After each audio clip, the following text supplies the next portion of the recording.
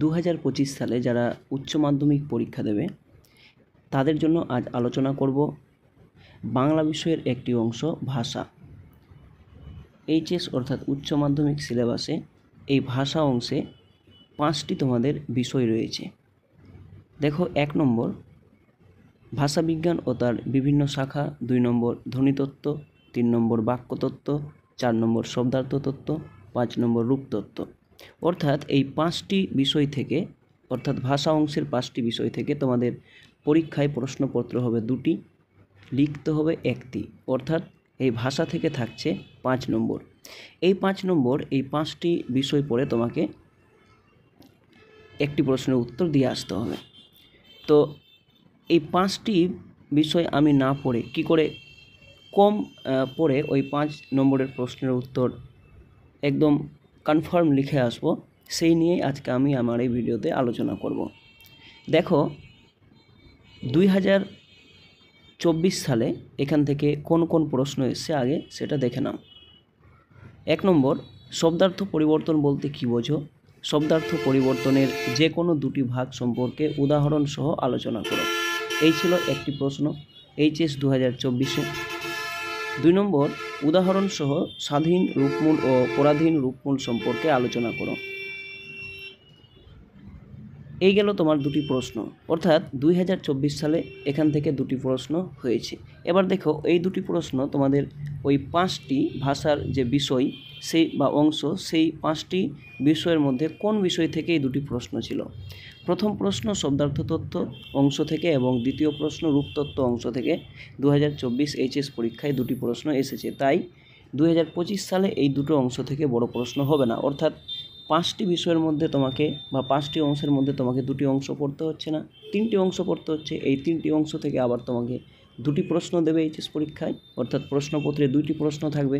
তাহলে ব্যাপারটা একটু না একটু হলেও সহজ হলো। দেখো, এবার এই ভাষা থেকে 2025 সালের এইচএস পরীক্ষার জন্য মানে সাজেশন ভিত্তিক প্রশ্নপত্র। ভাষা বিজ্ঞান ও তার বিভিন্ন শাখা থেকে যে সমস্ত প্রশ্ন তুমি পড়ে অবশ্য কমন পাবে সেগুলো একটু দেখে নাও। 1 নম্বর, ভাষাবিজ্ঞানের ফলিত শাখা হিসেবে অভিধান বিজ্ঞানের সংক্ষিপ্ত পরিচয় দাও। টানা কোশ্চিন 5। ভাষাবিজ্ঞান আলোচনার বিভিন্ন ধারা সম্পর্কে আলোচনা করো। শৈলীবিজ্ঞান বলতে কী বোঝো তা আলোচনা করো। বর্ণনামূলক ভাষাবিজ্ঞান বলতে কী বোঝো এর যে কোনো 2টি শাখা নিয়ে আলোচনা করো। আবিধানিক ভাষাবিজ্ঞান সম্পর্কে আলোচনা করো। এই 5টি থাকছে তোমার প্রথম যে অংশ, অর্থাৎ ভাষাবিজ্ঞান ও তার বিভিন্ন শাখা, সেখান থেকে 5টি প্রশ্ন করলে তুমি একটি কমন পেতে পারো। ধ্বনিতত্ত্ব থেকে দেখো, এই ধ্বনিতত্ত্ব আর এর আগের যে একটি অংশ থেকে প্রশ্নগুলো দেখলে এখান থেকে কিন্তু 2024 সালে কোনো প্রশ্ন হয়নি, অর্থাৎ 25-এ এখান থেকে প্রশ্ন হবেই হবে। দেখো, এখানে ধ্বনিতত্ত্ব থেকে 1 নম্বর প্রশ্ন, বাংলা অবিভাজ্য ধ্বনি সম্পর্কে আলোচনা করো। 2 নম্বর, 2টি করে উদাহরণসহ গুচ্ছধ্বনি এবং যুক্তধ্বনির পরিচয় দাও। শুধু যুক্তধ্বনির আলোচনা আলাদাভাবেও আসতে পারে, অর্থাৎ যুক্তধ্বনি সম্পর্কে লেখো কিংবা গুচ্ছধ্বনি সম্পর্কে লেখো। টানা কোশ্চিন 5, এটা এইভাবেও আসতে পারে। 3 নম্বর প্রশ্ন, ধ্বনিমূল এবং সহধ্বনিমূল সম্পর্কে আলোচনা করো। এবার দেখো, বাক্যতত্ত্ব, অর্থাৎ এখান থেকেও কিন্তু 2024 সালে কোনো প্রশ্ন আসেনি, তাই 25 সালে এখান থেকে আসতে পারে। 1 নম্বর, গঠন অনুসারে বাংলা বাক্য কয় প্রকার ও কী কী বা কী উদাহরণ সহ আলোচনা করো। এই প্রশ্নটা অনেকবারই এসেছে, তাই তুমি এই প্রশ্ন অবশ্য ভালোভাবে দেখে নেবে। 2 অব্যবহৃত উপাদান বলতে কী বোঝো। 3 বাক্যের বিভিন্ন জোট সম্পর্কে আলোচনা করো। অর্থাৎ তোমরা বুঝতেই পারলে যে 2024 সালে যে 2টি প্রশ্ন এসেছিল ভাষার যে 2টি অংশ থেকে, সে 2টি অংশ বাদে তুমি 3টি অংশ করলে সাজেশন 100% কমন পাবে আমার এই ভিডিওতে দেওয়া প্রশ্নগুলো থেকে।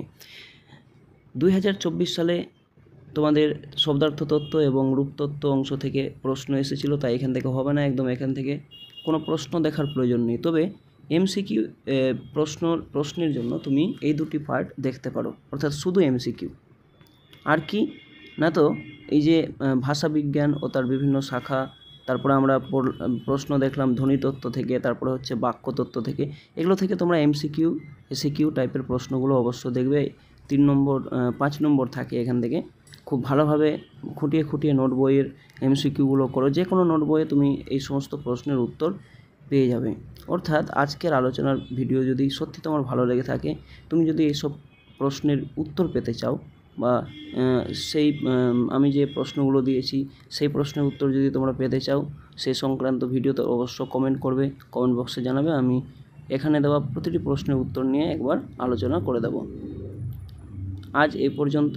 দেখা হচ্ছে পরবর্তী কোনো সাজেশনমূলক ভিডিও নিয়ে তোমাদের এইচএস 2025 সালের পরীক্ষার জন্য। ততক্ষণের জন্য ভালো থেকো। টেক্সট বুক খুব খুঁটিয়ে খুঁটিয়ে পড়ো। আমি আবার গল্প কবিতার সাজেশন নিয়ে তোমাদের সামনে খুব তাড়াতাড়ি আসছি।